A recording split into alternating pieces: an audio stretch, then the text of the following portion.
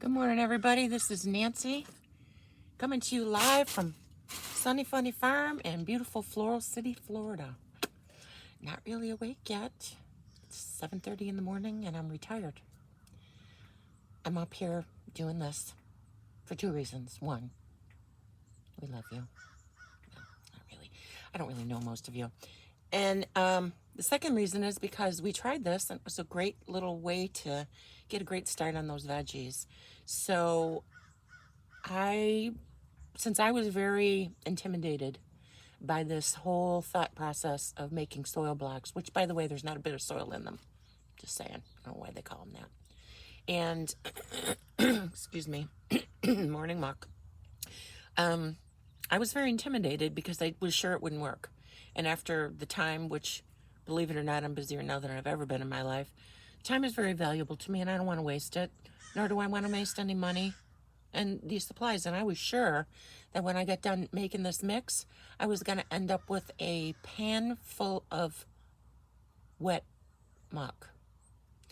And to my surprise, it worked. So I wanted to shoot the video. I shot the last one showing the actual mixing process, and the video wasn't running because I don't know what I'm doing. So you're going to have to trust me on the amounts. The recipe is in the blog. And you basically just put it in a pan.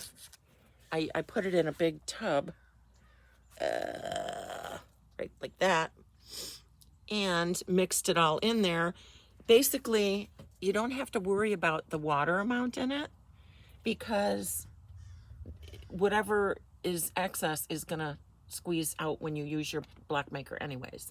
So, and if there's that much excess in the mix, you don't even have to worry about it because you can just tilt the pan and it'll run off to the side and it's just no big deal. So I basically mixed it all together.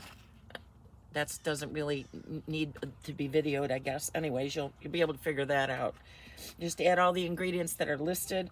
I used coir. You can also use peat moss, but I used coir because coir is more sustainable. But what I found with coir, and I don't know if it's that way with peat moss, you really have to mix your mix and then let it sit for about an hour. It gives all the ingredients that are absorbent chance to absorb the water, and that makes the soil blocks form more easily. But I will show you how to actually do the soil blocks. As you can see, I've already, well, you can't see it, but I've already done one of them because I was doing the other video that didn't video. So, par for the course. Anyway, so all you do at this point is I'm just going to fill this soil block maker, overfill it with this planting material that is not soil, and I put it on a flat surface.